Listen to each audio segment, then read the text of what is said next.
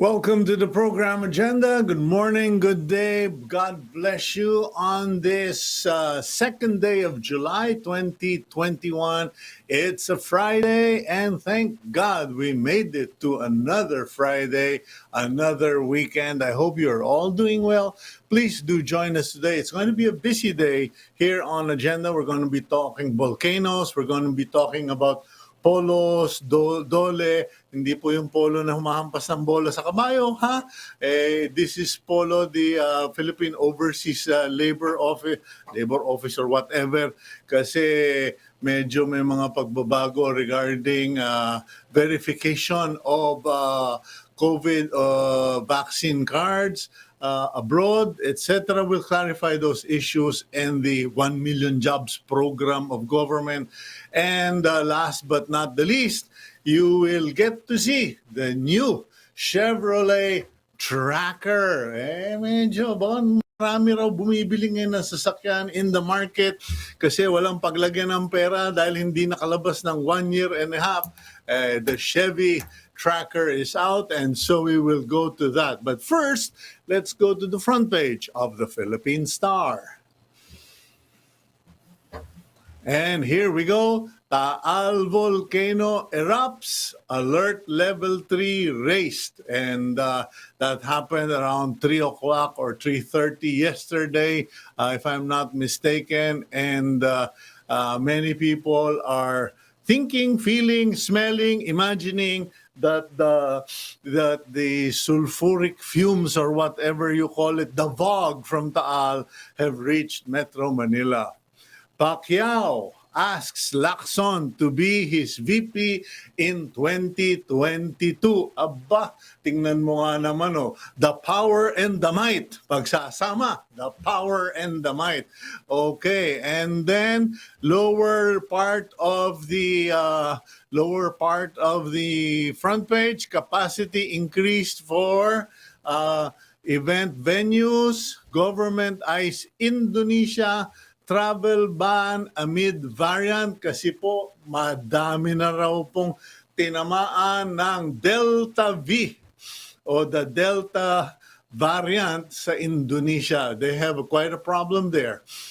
Supreme Court public access to officials, SAL ends not absolute right. So ayan po, yung statement of assets and liabilities of government officials, hindi po basta trip mong hingin, dapat ibigay sa'yo. Not absolute.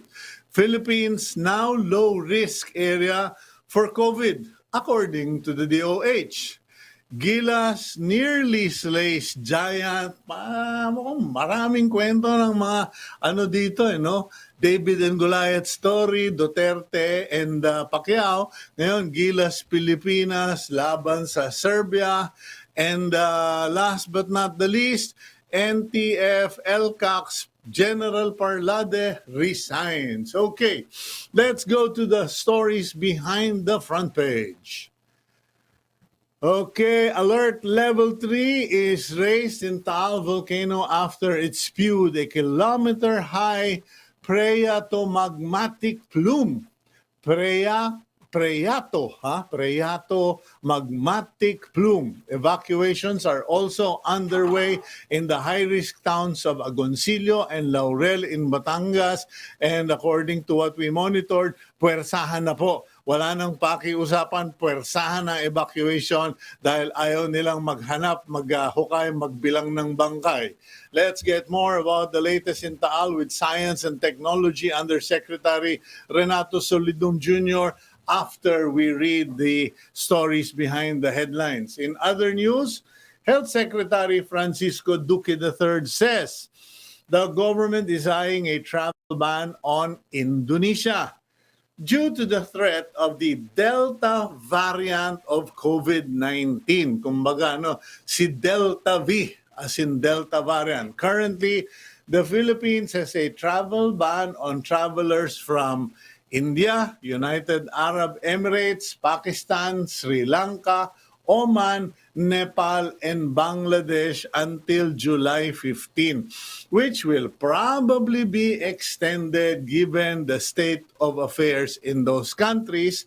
And we hope that as far as Indonesia is concerned, that the government can actually impose the ban.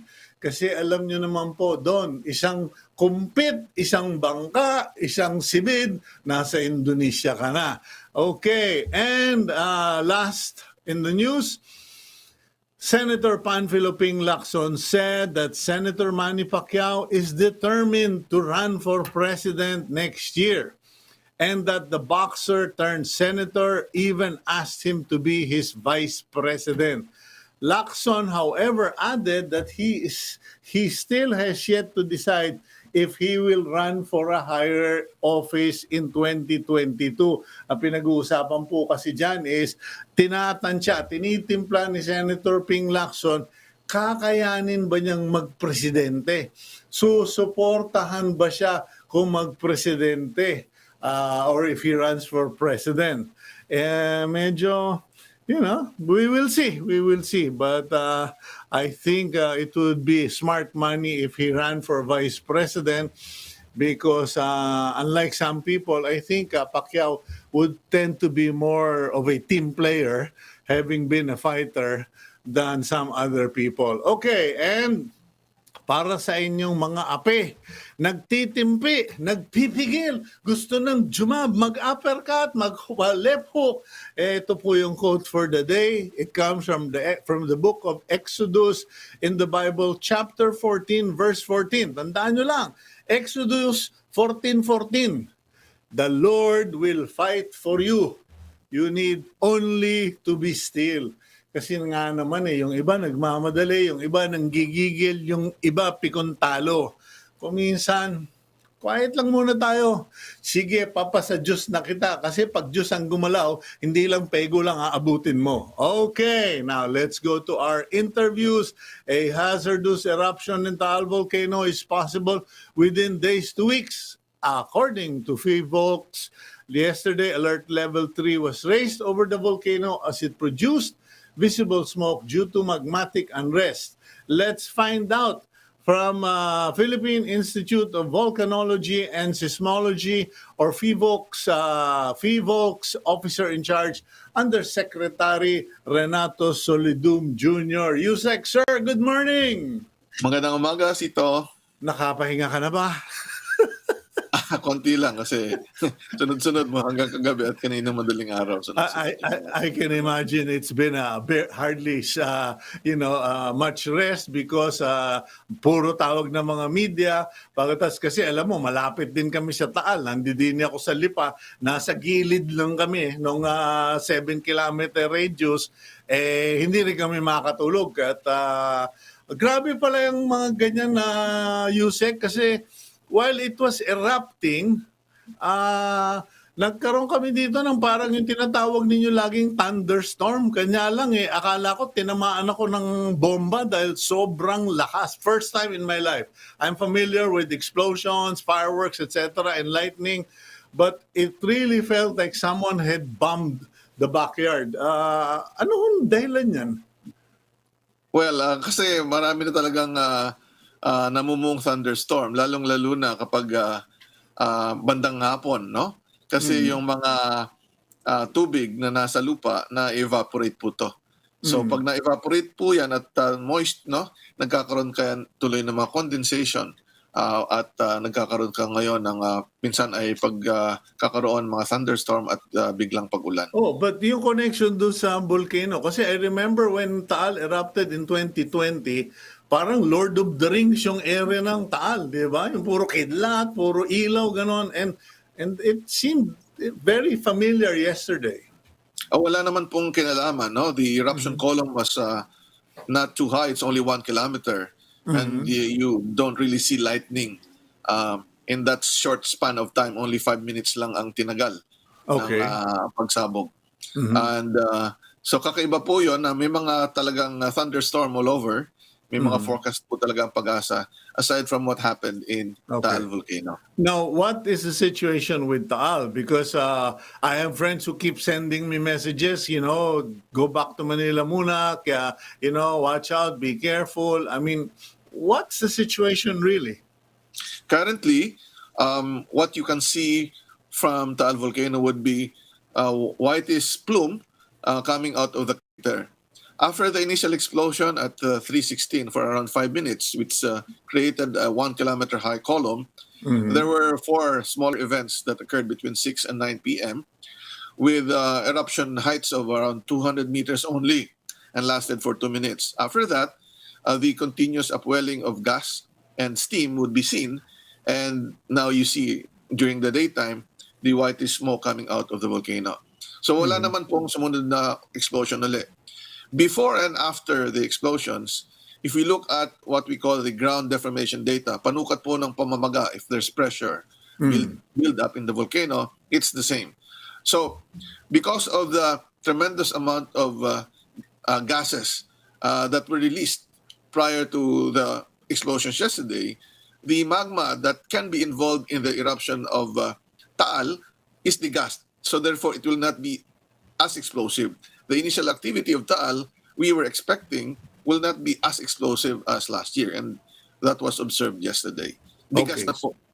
Kumbaga sa pressure cooker, ewan ko kung kayo nagluluto, ako madalas akong magluto. Sa pressure cooker, pag tinanggal mo na yung metal weight, sisingaw na lahat yung gases sa loob ng pressure cooker o yung steam. Now, is it safe to say that because you put out alert level 3, does that mean bumaba na o tumaas pa? And does it mean that we don't expect any further explosions for the rest of the year or eruptions? We can still expect further eruptions as there's a big difference between what is happening last year and now, no? Although not as explosive as what we have expected, we will see for the initial explosion. We need to worry, kailangan nating bantayan. Kung merong bagong magma na aakyat mula sa ilalim na may dalang mas maraming gas at papunta sa ilalim ng Taal Volcano. If we also look into the mechanism kung bakit po sumabog ang Taal, ang phreatomagmatic eruption po ay kombinasyon ng steam-driven explosion and magma. If we use the term phreatic eruption, yung magma, nagre-release lang ng gas at napapakulan yung tubig, at kapag sumabog po, ay yung mga naiitsang mga abo at bato ay luma lang, nandun lang sa crater. Wala pang magma na involved. Pero pag umakyat po ang magma at dumampi doon sa mas malamig na tubig, parang uminom ka ng mainit na kape at yung baso o mag na ginamit, niloblob mo sa tubig, magka-crack po yun at sasambulat. So, yung pag-interact, no? Pag-dampi ng mainit na magma at tubig, yun po ang dahilan ng pagsabog. Kaya makikita nyo, maitim po ang kulay at yung matutulis po, no? May mga matutulis, may mga individual po na mga portions na bumabagsak agad kasi mabigat siya. Okay. So now, as far as gases are concerned, I think more than anything, most people are worried about the fumes. Kasi like me in particular, when the 2020 eruption took place, nanood-nood pa ako, umamoy-amoy pa ako. 1 week later, ayun na, naka-antibiotics na ako, naka-mask na ako, and mabuti hindi na ako na oxygen. Are there any risks or possibility that people could be harmed by these fumes, or wala na bang mga fumes ngayon?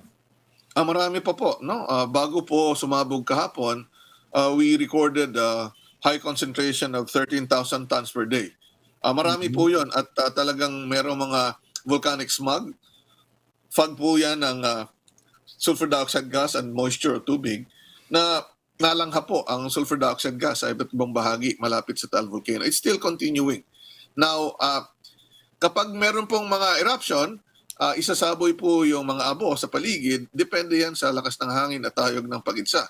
Pero yung mas lighter na gas ay pwede pong umangat pa yan at depende yan sa iba-ibang direksyon po kasi ang hangin, depende sa layer, no?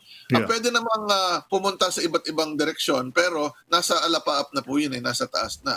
So hindi na po yun delikado sa mga tao. Parang yung sa Pinatubo, umabot pa yata yung sa Pinatubo all the way to Europe, if I remember correctly. Opo, sa stratosphere po yun, mga mahigit 30 kilometers ang inabot. Kaya magsisircle lang po yun kasi masyado siyang magaan. So hindi po naman hindi naman po talaga kakaiba na although sa kasalukuyan po, yung mga usok ng Taal ay pinapadpad sa southwest direction, no? Mas mangyayari po na karamihan ay papunta sa southwest pero mas magaang bahagi ng binuga ay lilipa rin papunta sa ibang direksyon sa mas mataas na level. Undersecretary, may we know how well equipped, funded, empowered is the PHIVOLCS regarding doing its job? Kasi obviously you're doing a good job. People are informed. People are alert.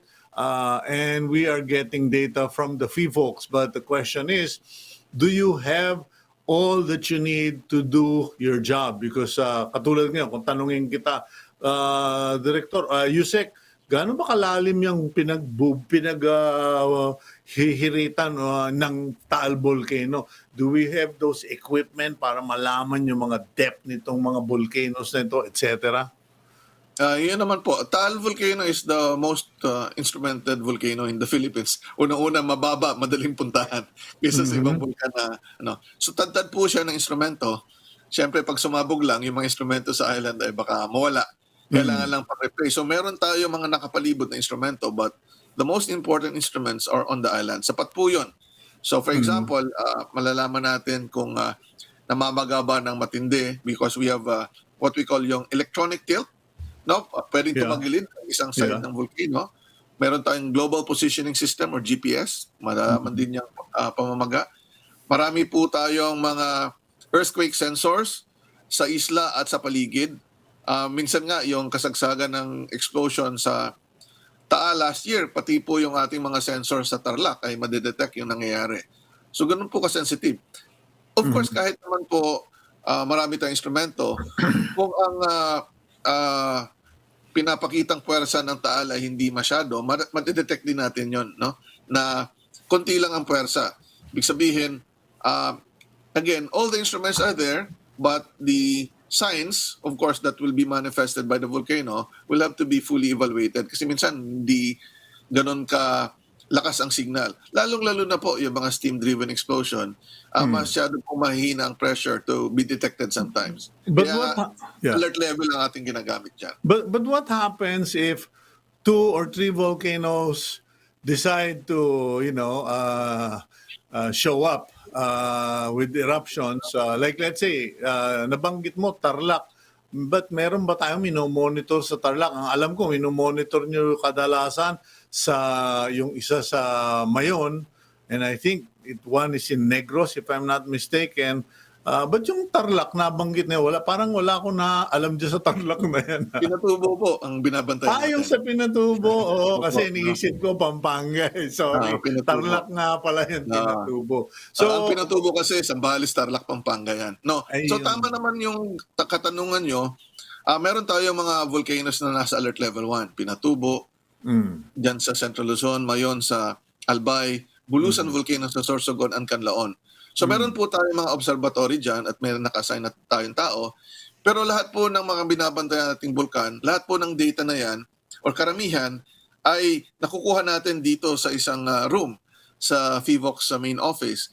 Simultaneously, ang ibig pong sabihin, meron tayong near real-time volcano monitoring na may naka-assign ng mga tao at observatory, pero diretso din ang data dito sa main office. So may mata na na talaga naka-focus about volcano andito sa main office. So dagdag po yan.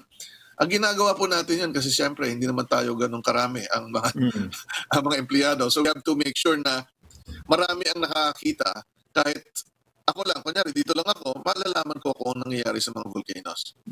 So at least, I mean, you're instrument-driven, you are technology-dependent, hindi na kailangan ng warm bodies to go all over the place kasi kung hindi, mauubos ang inyong budget sa kakapasweldo ng karaming tigabantay. Now, last question, Undersecretary, is there or are there volcanoes of serious concerns for the Philippines at the moment? Kasi, of course, Taal is on the headlines, pero, something like Pinatubo, I think a lot of people, in spite of the technology, in spite of the monitoring, medyo hindi pa rin nila akalaing ganong katindi yung mangyayari sa Pinatubo. Is there a volcano of serious concern at the moment? Wala naman po.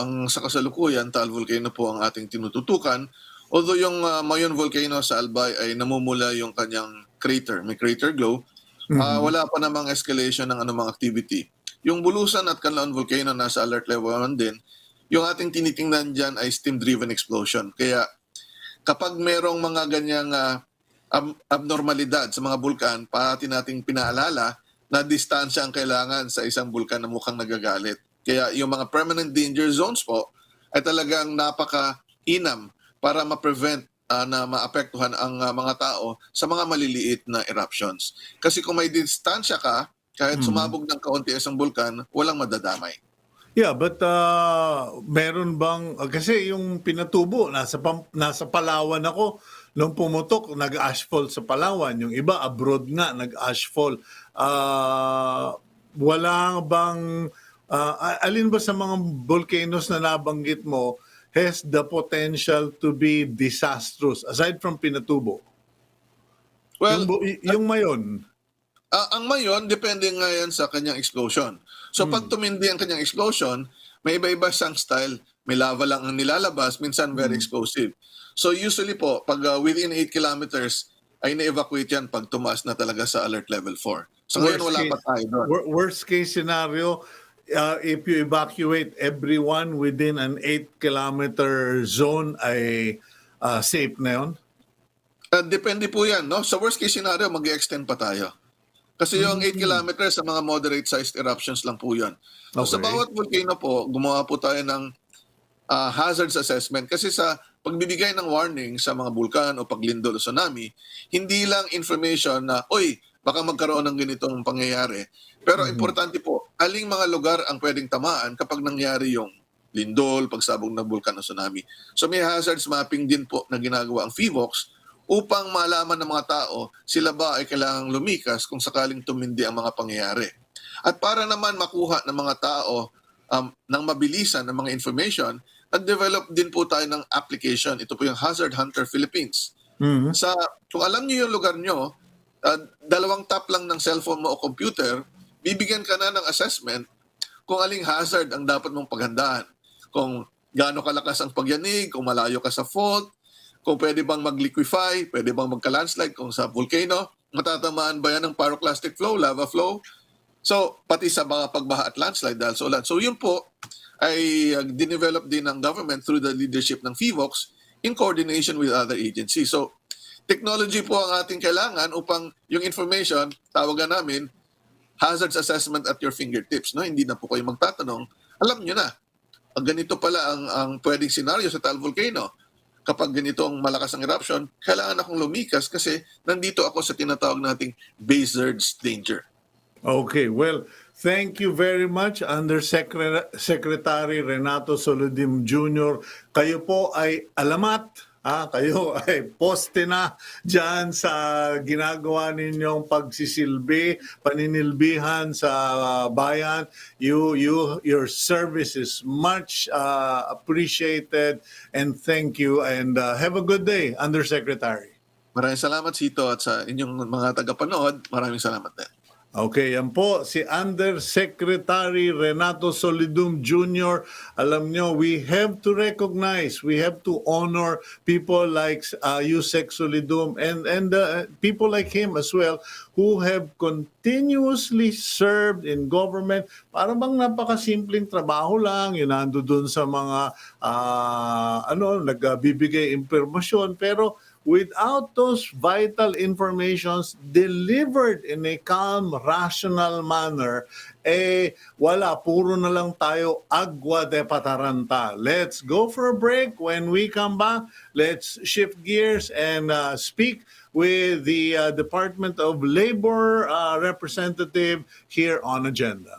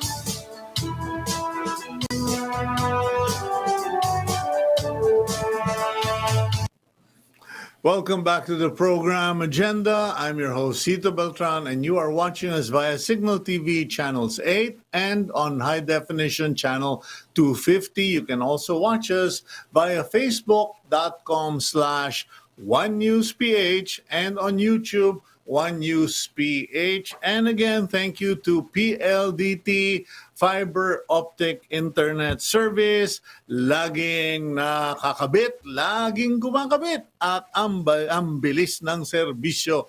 Okay, at this stage, kahapon po, yesterday I had a unique in the sense that I don't really do it a lot.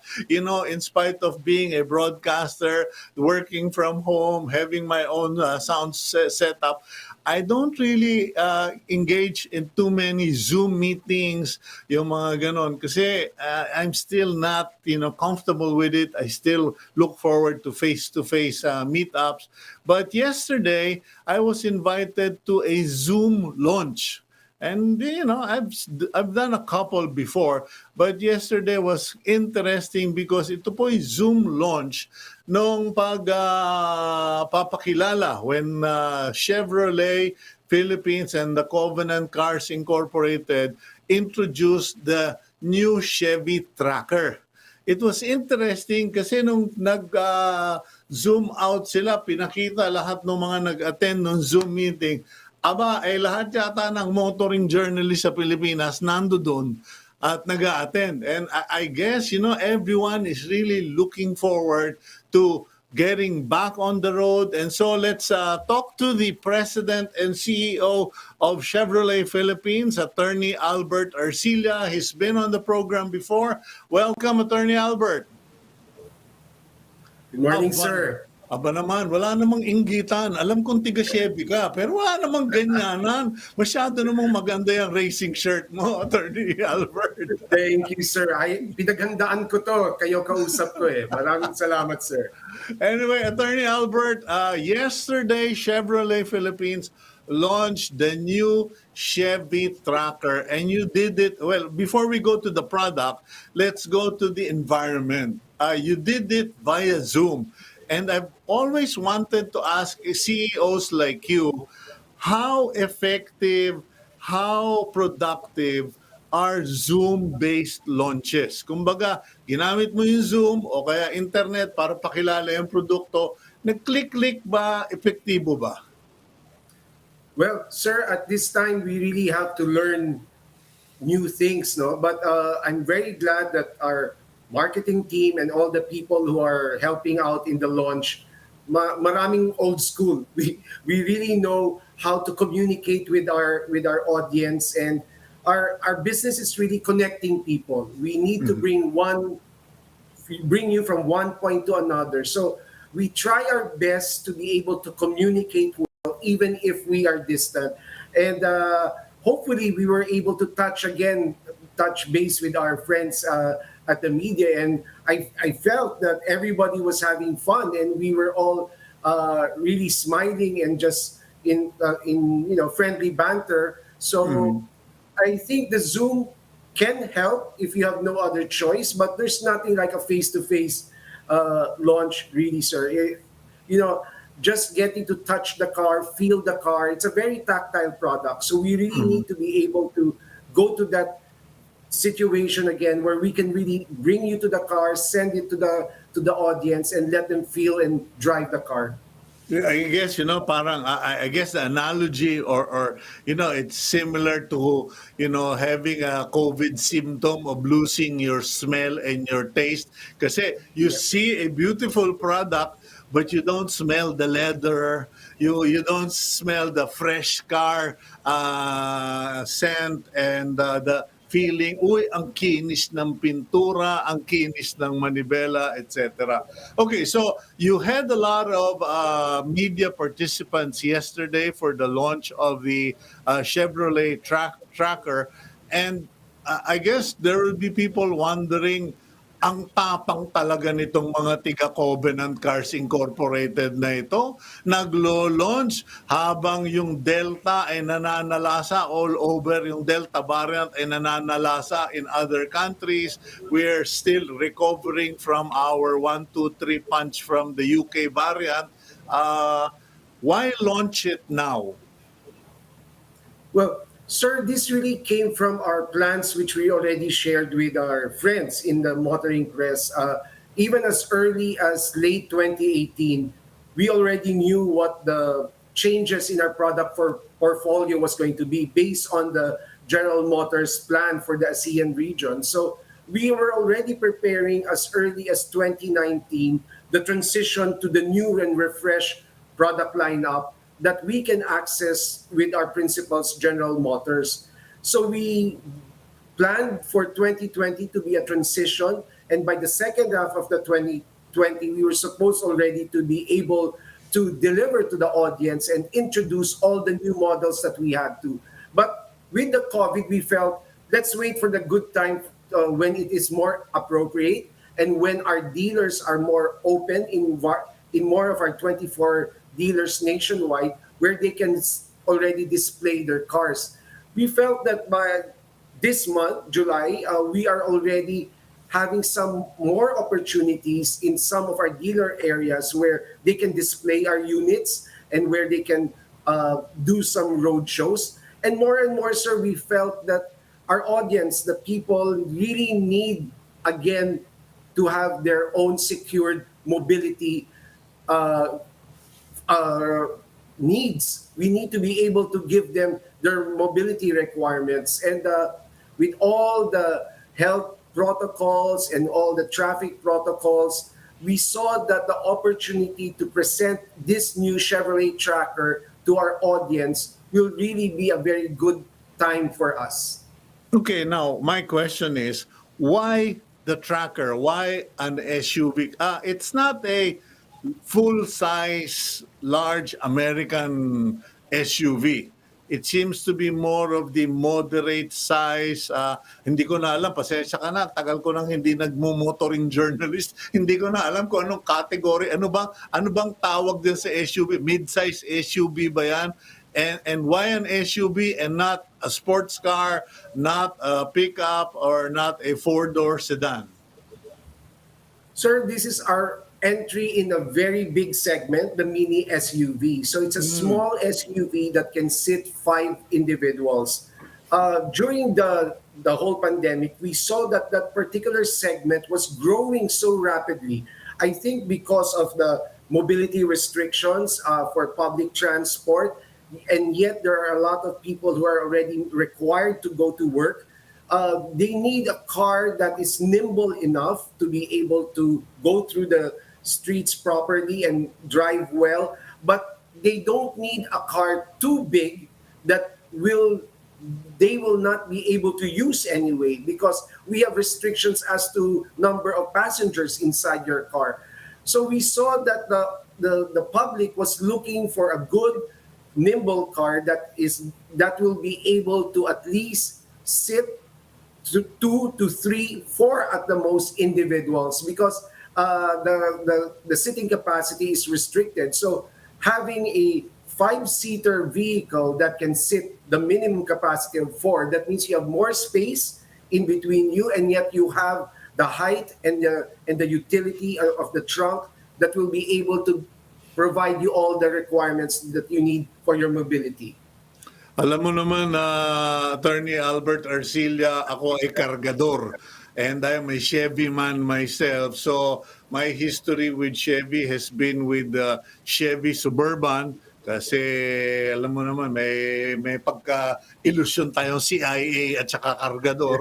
Pagkatapos, meron din ako naging Chevy, up to now, the Chevy Silverado. They're big, and my wife always complains, I don't like driving tanks. I just want something that is fuel efficient, easy to park, easy to drive. How fuel efficient is the Chevy Tracker? Oh, that's one of the good features of the Chevy Tracker, sir. It is only a 1-liter 3-cylinder Ecotec turbo engine. So it's very fuel efficient, yet very powerful. 1 liter. So, yan na naman yung mga magic engines na pag tiningnan mo parang ang liit pero ang bilis-bilis. Yes, sir. Because it's equipped with the Ecotec turbo engine. So it can give you this very good power and yet very fuel efficient. Yeah, I can appreciate that, ladies and gentlemen, because I have test-driven cars, and there is a real big difference between a turbo and a non-turbo vehicle. Now, the question, Attorney Albert, is cost. Medyo reasonable fuel efficiency. What about price range? Sir, we have 2 variants. We have 2 variants to offer, and it's very affordable.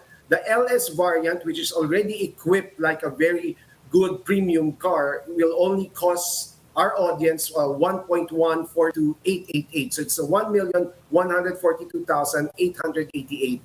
And our top of the line, the LT red line, is only going to cost them 1,242,888. So right now, as a introductory offer to all our clients who will pre-book, we're already giving as high as a 30,000 discount. So if we do the math, for a 30% down payment, 5 years to pay, it's a very, very affordable car to own. 5 years to pay, meron pa 5 years to pay. Aba, yung isang motorsiklo, alam ko, yung isang bagong modelo ng motorsiklo, 2 milyon, 1 milyon. Ito, a Chevy SUV. So, that's not a bad deal. Now, what's the difference between the red line and the non-red line? Sir, for the 2 of us, I'm sure I'll talk first about the red line, because it really captures the sporty DNA of Chevrolet. If you will see that this is true to both the LS and the LT, the top of the line. The angles are really very sharp. The U shape of the hood is very good. The tail lights and the running lights are rectangular and really gives a very big presence in the road. For the red line, you will really see those little details that make a difference. That little red strip that goes through the grill and in also in your lights. So it gives you that really big sporty look, which I know we all know that Chevrolet has a very long heritage on sports vehicles. Okay. Well, that's all interesting, Attorney Arcilla, and it's already all available in the Chevy dealers all over the Philippines. Yes, sir. We will have our cars. They're all here in the Philippines. They will be available in our 22 Chevrolet dealers nationwide. But we have a online sales portal for our guests who would like to take a look. Please just look at the online sales portal, and you can see all the features, and then you can book a visit to the dealerships, because we make sure that everyone is safe when they go to the dealership. So we also have the protocols there. But you can visit, and after your schedule, visit our dealerships, and I'm sure you will really appreciate the new Chevrolet Tracker. Okay. Well, I'm looking forward to smelling, feeling, and seeing the new Chevrolet Tracker. And I wish you all the best at Covenant Cars, Attorney Arcilla. Hope this one sells like pancakes, and wag pancakes, I hope it sells like siopaw kasi hindi naman masyadong mahal at maganda. Thank you very much, Attorney Albert. And, I just had to have you on the program. I know this was a surprise, but it's a Friday, and we're getting important as COVID is. We also need to show our audiences that there's other things to think of and to appreciate. Thank you very much, Attorney Albert Arcilla. Thank you, sir. Thank you for having me. Okay, that's Attorney Albert Arcilla of the Covenant Cars Inc. And yung nakita ninyong napakaganda kaninang SUV, yung po yung Chevrolet Tracker. We will try to bring you other brands from time to time. It's just that sometimes ang hirap po talagang makipag-connect, and we're not really a motoring show, but we try our best. And we will now go for a break. When we come back, puntahan naman natin yung tiga-dole regarding the 1 million jobs program, the certification of COVID vaccination cards from abroad, here on Agenda.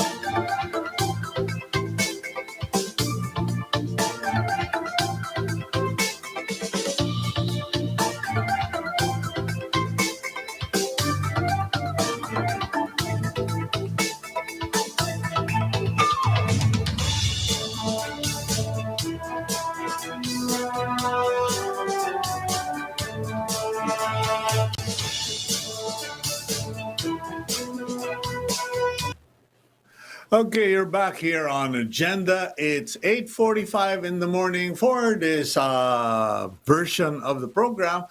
I think our afternoon version comes in at is it 5 or 6? I think it's 5 o'clock, the afternoon version. But anyway, we have roughly 12 minutes with our next guest, Assistant Secretary of the Department of Labor, Dominique Tutay. Asec, Dominique, good morning to you, ma'am. Good morning po, Sir Cito, and sa lahat po ng inyong mga taga-subaybay. Okay, pagpasensya mo na. We're supposed to actually talk about the National Employment Recovery Strategy, pero biglang merong nag-text sa akin, medyo madiin, all caps pa eh. Can you fire a kasambahay who is not willing to be tested? Kasi parang nagiging problema ito ngayon ng mga employers na if you remember when COVID started flaring up, the big concern are kasambahays, drivers who go in and out, and then hahawa yung mga employers or families. Now that there is vaccine, mukhang meron pa rin mga ayaw magpabakuna ng mga kasambahay. Can an employer fire based on this text? Pwede naman po, basta lang, unang-una ay meron tayong tinatawag lagi na due process. Even if it's a kasambahay, kung ang employer po sets the rules and yung pong ating kasambahay do not follow the rule, then of course, by all means, pwede po yung ground para po ma-terminate po natin yung services ng ating kasambahay. And tama naman po na talagang safety po una ang tinitingnan po natin dahil minsan yung mga kasambahay, hindi naman lang sila stay in, yung iba stay out. So we don't know once they get out of our household, hindi natin alam kung saan sila napupunta. And there are really cases where the kasambahay, sila po yung nanghahawa doon sa household na pinagsisilbihan nila. And pag ganyan po ang nangyayari, I think they have to also go quarantine kasi nga tayo minsan pag na-expose tayo, we quarantine ourselves. The more na may precautionary measure po yung ating employer so we will not spread really the COVID virus. So sana po maintindihan din ng ating mga kasambahay that we're not just protecting ourselves but also syempre yung family mismo nung kasambahay, di po ba? Yeah, kasi marami na rin ako nadinig na situations na labas ng bahay, and there are places in Metro Manila who became hindi naman controversial, but you know, it became a buzzword na nako, ang daming kaso diyan sa district na yan kasi yung mga maid pagdating ng gabi tumatakas, nagkwekwentuhan sa labas. Ayun. Anyway, let's go to our main topic for the day, Asec, Dominic, National Employment Recovery Strategy. Ito ba yung 1 million jobs, DOLE partnering with the private sector? Ano ba itong nurse na ito? Opo. Unang-una po, this is different from the 1 million jobs that we have signed up with the Employers Confederation of the Philippines. Yun pong nurse na tinatawag natin, National Employment Recovery Strategy. It's really the agenda, the recovery agenda in terms of employment by the national government. We presented this to the President February of this year, and then meron po tayong nilalatag na 8-point employment recovery agenda under the nurse. We're so happy kasi ang atin pong Pangulong Duterte ay kanya pong nilagdaan yung executive order recognizing yung pong ating employment strategy to recover from this pandemic for the duration of his administration. Ibig sabihin hanggang 2022 po. And dito po sa nurse na ito, meron po tayong mga iba't ibang policies and program initiatives that would really create that policy environment na lumago po yung ating investment at makapag-create po ng more employment opportunities, livelihood and training opportunities for our people. And then secondly po, yung pong productivity ng ating mga manggagawa in terms of retooling, reskilling, and transitioning them from one job to another.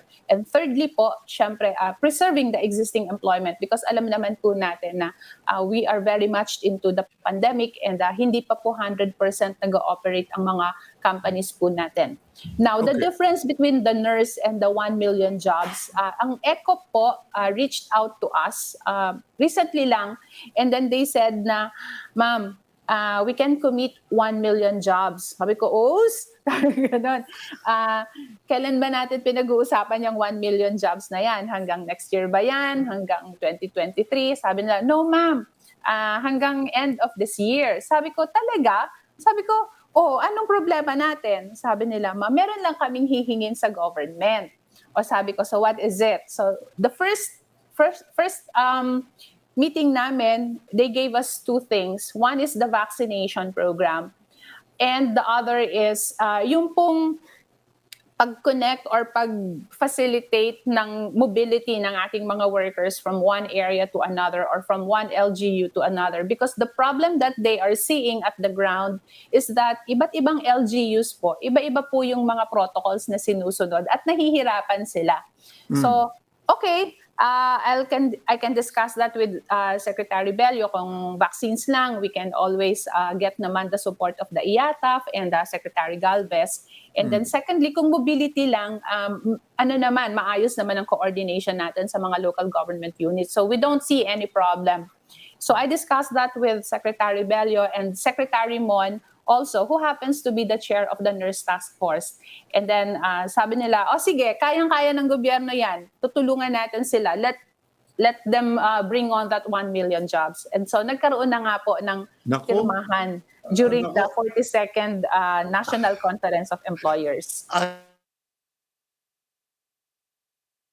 Asec, Dominique, hindi naman sa pagyayab. 1,000 trabaho, Yes. hindi ako mag-employ. No, because, actually, the potential is there. The probability is real. Kasi, yun lang sa sabong pasensya ka na, no? I'm just giving you an example.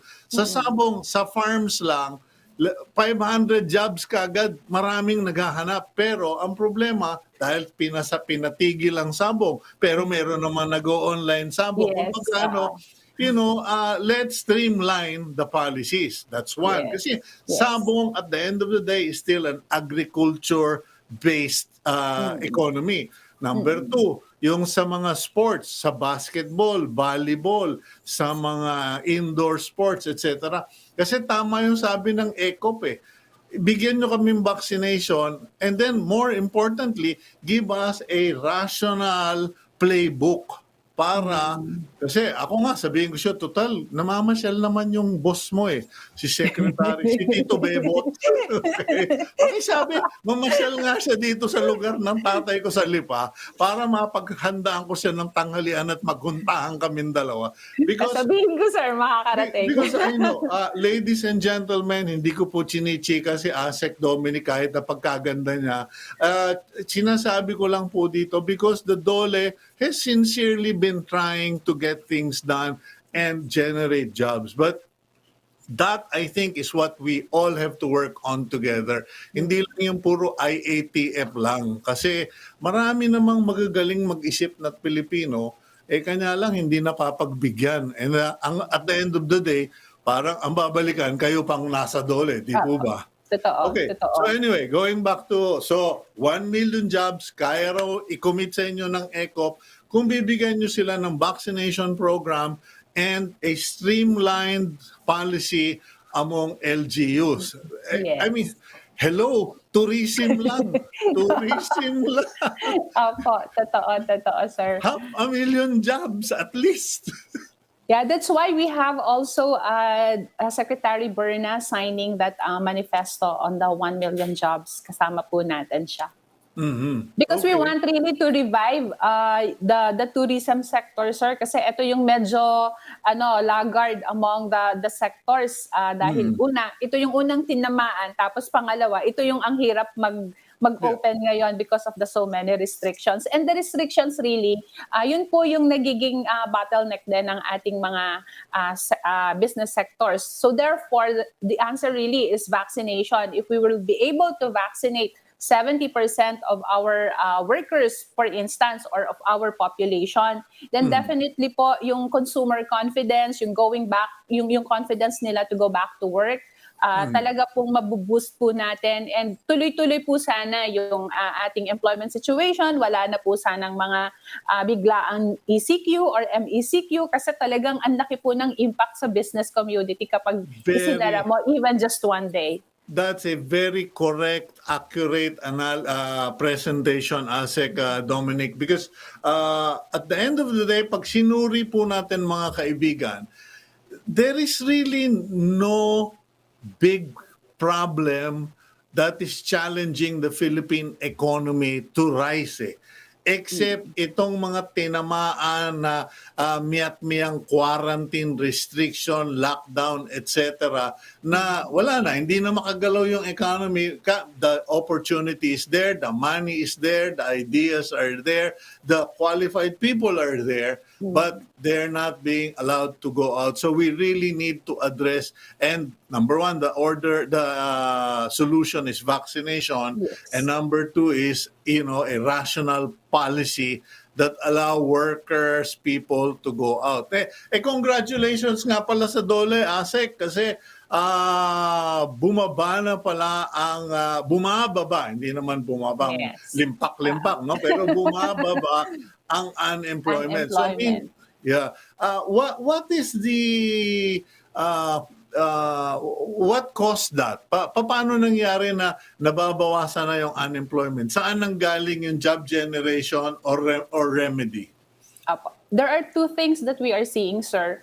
One is, during the May period po, na-lift na po yung GCQ and MECQ doon po sa tinatawag nating NCR plus bubble. Because we know that NCR accounts for like 30% of the entire working population po natin. Pangalawa po is yung pagdating ng vaccines po natin, and na-prioritize na rin po at least yung mga workers po natin. So ito, tuloy-tuloy lang, sir, para yung sinasabi ko nga kanina, once we succeed in the vaccination rollout, then the confidence really of our people going out is there. And the economy is, of course, talagang mai-enliven na po natin ng gusto. And we're seeing naman po, sir, growth in some sectors, such as construction. Yun po ang nagpalakas ng employment po natin nung Mayo. And then you have the retail, wholesale and retail, and also a bit in the manufacturing sector po. And public administration. So public administration, you would see, di ba, ang dami-dami po nating mga hiring noon ng halimbawa contact tracers, and of course yung mga healthcare workers po natin. And pagdating naman po sa mga social services, we also hire people to help us also in running or implementing our programs at the ground. Okay. Asec, Dominic, last question ko na lang. This naman involves yung accreditation ba yun or certification of vaccination cards from abroad by our labor offices in the embassies. Na-streamline na ba yan? Kasi honestly, pakisabi na rin kay Secretary Bebot, medyo maraming napikon because a lot of people thought that it applied to all Filipinos. Biglang nag-step back yata ang Malacanang at sabi, hindi, it is only for OFW. Maraming napikon from abroad kasi ano ba, puro na lang kayo OFW, Pilipino rin kami kahit hindi kami workers abroad, workers kami sa Manila. So, can Secretary Bebot Bello address that? Because they are taxpayers as well who want to reduce their quarantine. Sige, sir, makakarating po. Actually, hindi lang yan problema ng Filipino person who wants to really go back to or go to the Philippines and visit. We also experience the same doon po sa mga foreign nationals who want to come in to the Philippines for business purposes po. So, yun, medyo challenge din po yun dahil marami rin pong request sa amin for travel ban exemption. And we are working it out naman po with the Department of Foreign Affairs. Okay, well, alam ko naman pong maaasahan kayo, Asec, Dominique, Tutay, and thank you very much for exerting every effort to always be part of the program and share the information. Don't forget lang ha, pakisabihan lang si Secretary, paghahain ko siya dito ng bulalo. I will, sir, mga karating. Lalong-lalo na ngayon pumutok yung Taal Volcano na apektado na naman po ang Region 4A. Okay, thank you very much, Asec. Salamat, sir. Good morning po. Yan po, si Assistant Secretary Dominique Tutay of the Department of Labor and Employment. And ayan, napaka-dami naming napag-usapan. Good news naman, we will be able to commit to 1 million jobs. Sabi ko nga, 1,000 sagot ko na sa dami ng sabongero, mga basketballista, mga atleta na gustong makapaghanap buhay. Well, that's it for today. It's been a great week. Please take care, especially kayong mga nasa paligid ng Taal Volcano at kayong mga frontliners. Mag-ingat po tayong lahat. Magdasal. Always be thankful for what you have, who you're with, and always give honor and praise to our Lord Almighty God. Thank you. That's Agenda for today. Keep it here on One News.